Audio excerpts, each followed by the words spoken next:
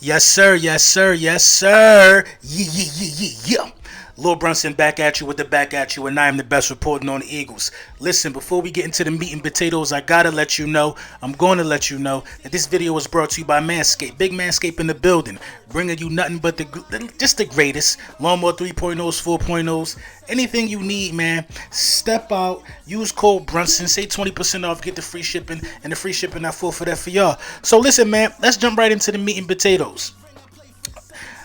What's going on Twitter? You know what I mean? If you're not following me on Twitter, make sure you tap in at Lil_Brunson. Every follow is greatly appreciated. When I'm not, bothering Dallas Cowboys and getting them to, jump at my every command. You know what I mean? We really talking some educated, Eagles news on there. But what's going on Twitter, man? So I make a tweet yesterday. Comparing, to what I think of Micah Parsons and Nakobe Dean in short. What I said was I think that Nakobe Dean is capable of having a better pro career than one Micah Parsons. I personally don't think that's that outlandish. I say that even seeing the season that Micah Parsons had last year, one of the all-time greatest seasons in the history of the game from his position. Micah Parsons had that last year. I also know that that's not sustainable. And I also know that, people now know who Micah Parsons is. And the Micah Parsons that we see going forward will most likely be the Micah Parsons that we see for the rest of his career, with amazing games sprinkled in between. I think Micah Parsons is that dude. But generational talent after 1 year is kind of crazy. Now, I'm a guy who really, really wanted Micah Parsons. A lot of us didn't want Micah Parsons in last year's draft. I thought we was tripping on that because, we've been one of the linebackers for the longest. But I don't think it's outlandish to have the thought process that Nakobe Dean can possibly have a comparable or is capable of having a better career as a pro than Micah Parsons. I don't think it's that outlandish. When you look at the tape of Nakobe Dean, what you see is the IQ. Just masterful IQ, number one. Nakobe Dean has done everything that everybody say he can't do, and the only thing they could talk about is his size. That's the only thing they could talk about. The IQ is there for Nakobe Dean, and whatever he lacks in size, he makes up with it with his football intellect. And he's a guy that should have went in the first round. I'm really ecstatic that we got him. Listen, this is how I feel about it in a nutshell. I'm not gonna beg and cry for a linebacker that could be elite, and don't say and I'm not gonna say he could possibly be better than anybody else trending towards being elite. I'm not scared to say that. I'm not scared to say, listen. My takes are usually the takes that people don't like to say. It is what it is. Like I said, I don't think anybody's crazy for saying that Nakobe Dean can be better in the long run than Micah Parsons. Nakobe Dean is really, really good, as well as Micah Parsons. This will be a comparison being made between the two young linebackers for years to come. This is how I envision it. And that led me to this kind of topic of the video. So I look at Jordan Davis and I look at Nakobe Dean. What's the actual ceiling for a one Jordan Davis and Nakobe Dean? What's the ceiling? And what's the floor for these type of players? When I look at Jordan Davis, I look at a guy who's going to be used like a guy we already got on the roster off rip. So I think the floor for a guy like Jordan Davis is Fletcher Cox. Are you happy if Jordan Davis pans out to be as good as Fletcher Cox? Are you happy about it? That's a question you got to ask yourself. Because me personally, I expect more. I expect him to be better than Fletcher Cox.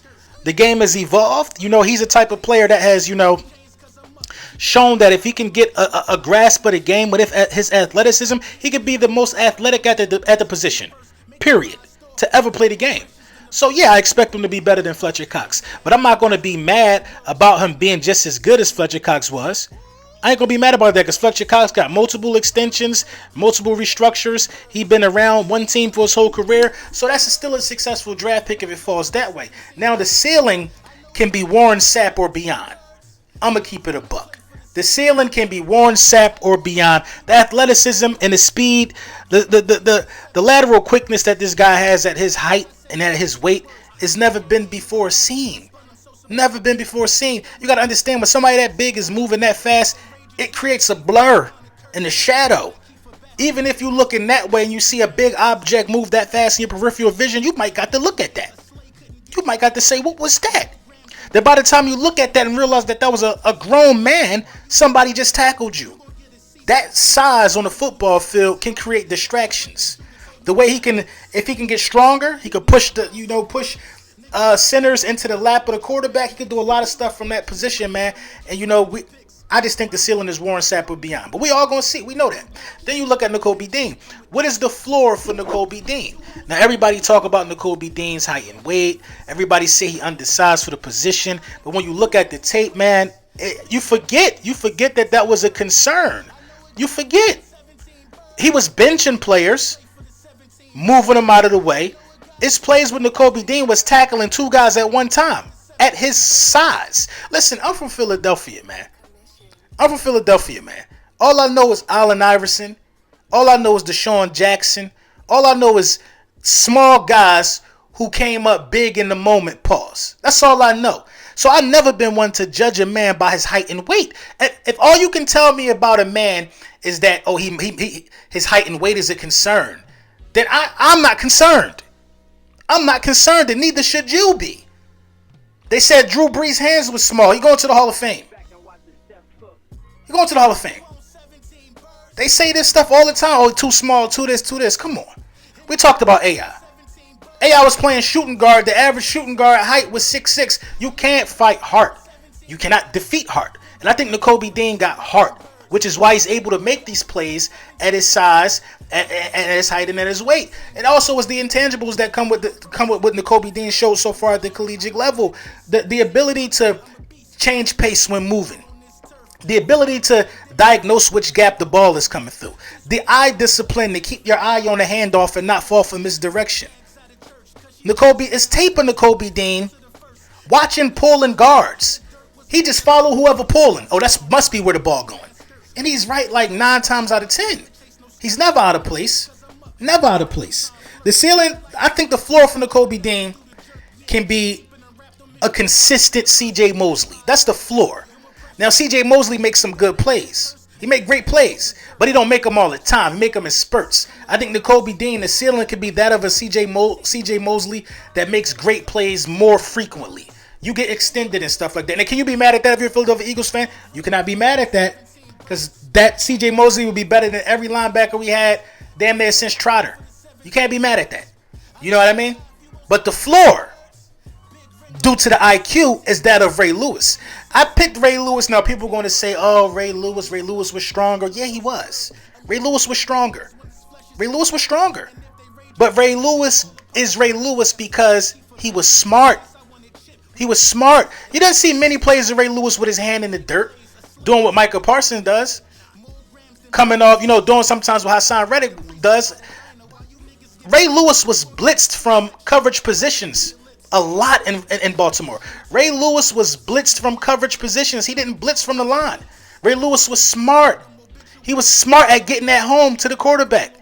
Ray Lewis had so many free rushes to quarterbacks during his career for head-on collisions. Come on, man. And he was strong. And he was good in run defense. Nakobe Dean, what's the weakness to Nakobe Dean game? Somebody explain it to me. Nobody can tell you the weakness. All they're going to talk about is that man's physique. We just went through this with Devontae Smith. Is he too small? No.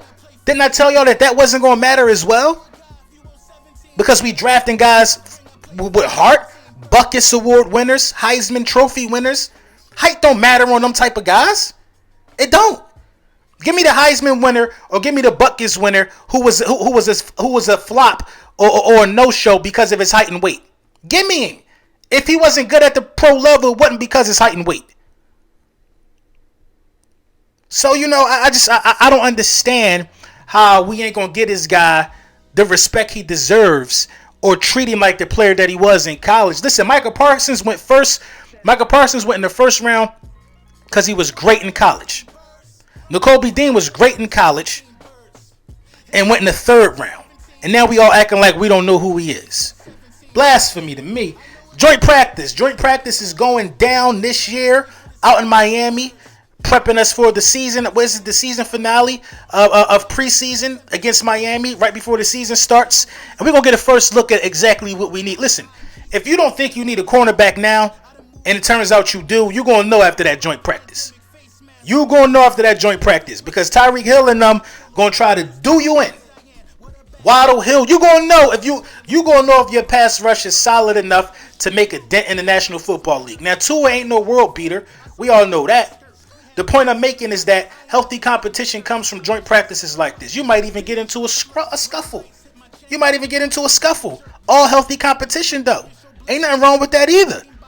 Ain't nothing wrong with that to get the competitive juices flowing. We need to do that because I'm glad it's against, the Miami Dolphins. Because just like the Miami Dolphins, the Philadelphia Eagles now have a target on their back. These are teams that made crazy moves with quarterbacks that got to show that they can, that they can command, control of these type of moves, that they can succeed with these type of moves.